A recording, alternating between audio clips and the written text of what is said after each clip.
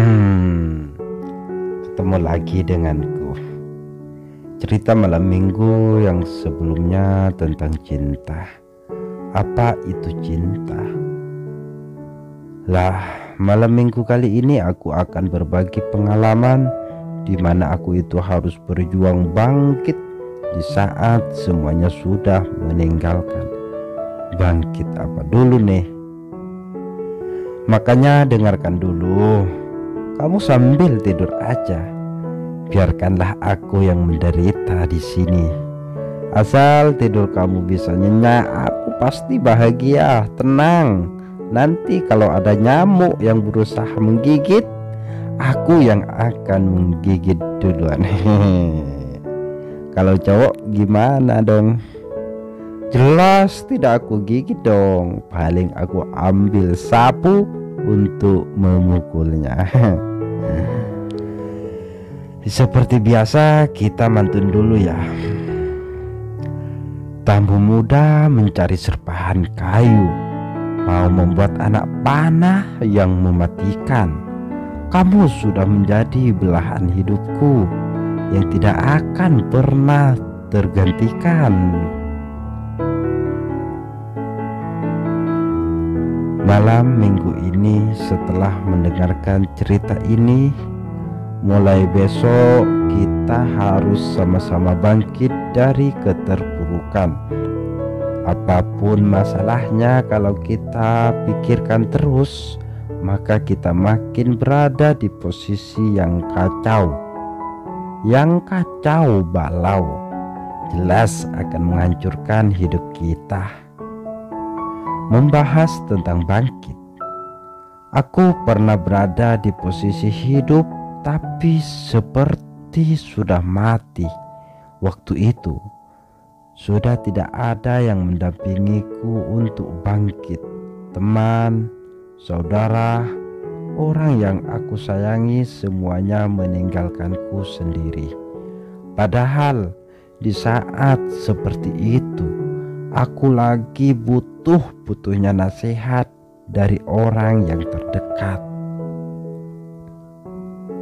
Waktu itu aku terjerumus ke dalam lubang maksiat. Di sana aku hanya merasakan kebahagiaan sesaat. Mengenal itu, teman adalah musuh. Pengkhianat itu sudah jelas. Karena tidak ada kejujuran di dalam maksiat. Sekali salah langkah maka akan tersesat di dalamnya. Saat aku keluar dari lubang maksiat, aku mulai sadar kalau jalan arahku salah dan aku ingin putar balik ke jalan kebenaran. Tapi apa yang aku dapat? Cacian, hinaan, dan bentakan itu sudah menjadi makananku. Saudara, sahabat, orang-orang yang dulu aku sayangi, semuanya sudah tidak mempercayai setiap perkataanku. Perubahanku dikatakan topeng. Sakit kan di saat pengen berubah dari hati yang paling dalam, menata hidup yang lebih baik, hidup dalam kedamaian, ketenangan, tapi malah dibilang topeng. Jelas pasti sakit. Satu kali membuat kesalahan, maka ribuan kebaikan sudah dilupakan. Jadi kebaikanku yang dulu itu sudah tidak ada artinya lagi. Padahal aku hanya ingin memperbaiki satu kesalahan itu. Jelas bukannya malah akan berubah kalau tidak dikasih kesempatan. Justru akan membuat aku semakin hancur. Tapi aku berusaha sabar, bangkit, bangun dari mimpi burukku. Aku melawan kekejaman hidup ini. Aku berjuang sendiri. Padahal yang aku inginkan mendapat kepercayaannya lagi. Sebenarnya meski tanpa mereka, aku bisa bangun sendiri. Abaikan saja mereka. Tapi yang aku takuti, aku takut dendam dengan mereka. Seharusnya kan mereka itu menuntut aku, menuntun aku untuk berjalan di jalan kebenaran, bukan malah membuat aku tenggelam. Saat semuanya menjauh dariku, meninggalkan aku, mungkin aku sudah menjadi orang yang paling hina menurut mereka. Ya sudahlah, aku juga tidak bisa memaksanya untuk percaya lagi sama aku. Ya kan, ngapain memaksa orang untuk baik sama kita? Orang matanya sudah dibutakan kebencian, tidak mungkin bisa melihat dengan jelas. Ya, meski sedikit aku merasa kecewa padanya, yang jelas kini aku sudah benar-benar ingin membuktikan kalau manusia itu ada saatnya khilaf, ada pula saatnya sadar. Aku yakin itu. Dengan begitu aku mengandalkan diri sendiri. Dari setiap langkah yang kuambil, aku yakin kalau aku masih tidak terlambat untuk bertobat. Aku bangkit dari keterpurukan, aku bangun dari mimpi buruk, aku mulai menata diri langkah demi langkah. Aku hidup seperti tidak ada orang lagi di dunia ini, hanya aku sendiri. Aku bertekad untuk meninggalkan kampung halamanku. Aku pergi jauh sejauh mungkin. Aku mulai berperang dengan keadaan. Aku ingin menjadi diriku yang sebenarnya, tapi yang kurasakan hanya tangisan batin. Aku hidup seperti gelandangan.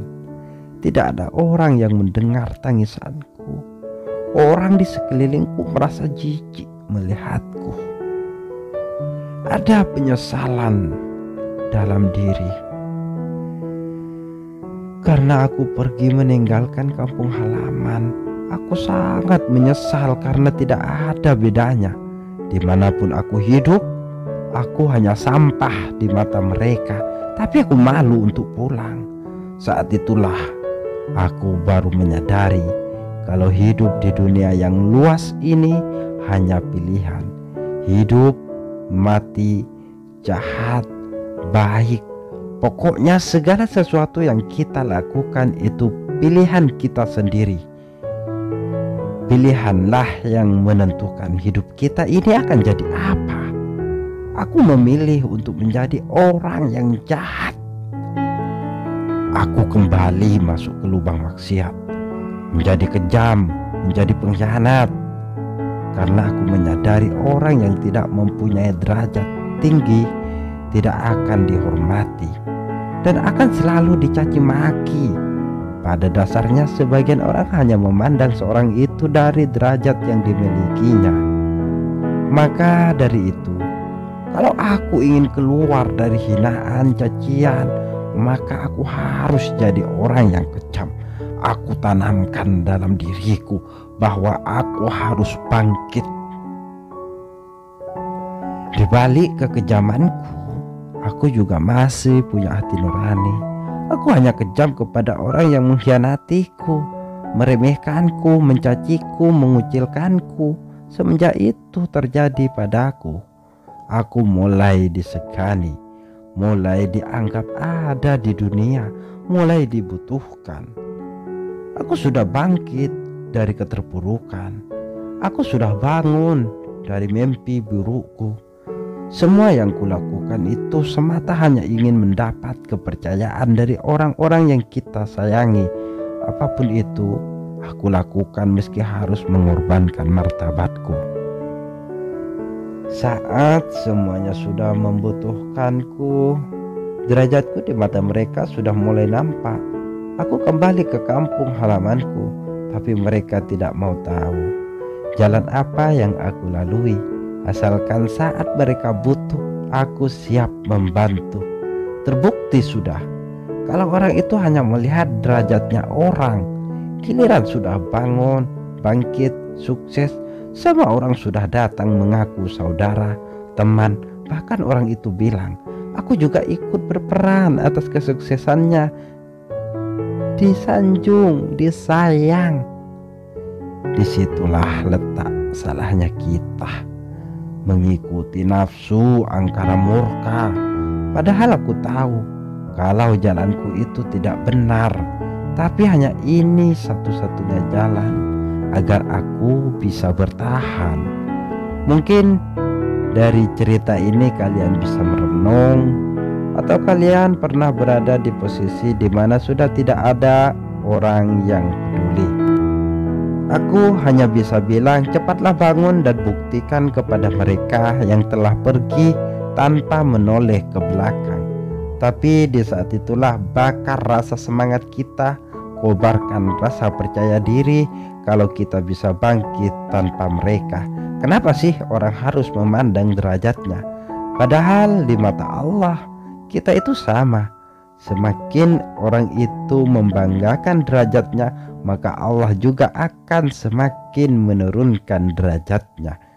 Kenapa orang itu kalau mau berteman harus memilih-milih? Kamu kurang gaul, ya kamu miskin, gak pantas berteman denganku. Kamu itu jelek, gak selevel denganku. Kenapa harus begitu? Padahal mau jelek, miskin, kampungan, baik atau jahat itu tidak jadi masalah. Yang penting tidak menjadi orang yang munafik. Misalkan teman kita jelek, ya kita kasih masukan gimana supaya bisa cantik. Misalkan teman kita miskin, ya kita carikan usaha dong supaya bisa sukses. Misalkan teman kita jahat, ya kita harus nasihati, tuntun ke jalan yang benar, jangan malah ditenggelamkan. Misalkan teman kita baik, sewajarnya kita bersyukur, kita bisa mencontohnya, bisa belajar darinya. Biar kamu tahu, orang yang sudah dihina, dicaci, sekali dia sudah bertekad, maka kamu jangan harap bisa mendapat maaf darinya. Cacianmulah yang akan merubah dirinya menjadi kejam dan bangkit. Ya, semoga apa yang sudah aku paparkan ini bisa menjadi kekuatan dan kesadarannya. Semoga bisa diambil hal-hal yang positifnya. Tetaplah jadi diri sendiri, jangan pernah jadi orang lain. Bangkitlah sendiri meski tidak ada orang yang mempercayai, karena hidup kitalah yang memilihnya. Jangan pernah bergantung kepada orang lain lagi. Satu hal yang harus aku ingatkan kembali, jangan memandang orang itu dari derajatnya. Jangan memandang orang itu dari derajatnya saja, tapi pandanglah kebaikannya. Karena aku yakin orang itu pasti lebih banyak melakukan kebaikan daripada kejahatan. Sampai ketemu di malam minggu berikutnya. Dan kalau memang ada yang salah, jangan ragu untuk menegurku. Karena aku juga masih belajar untuk menjadi yang baik, bukan yang terbaik. Selamat tidur, good night, terima kasih.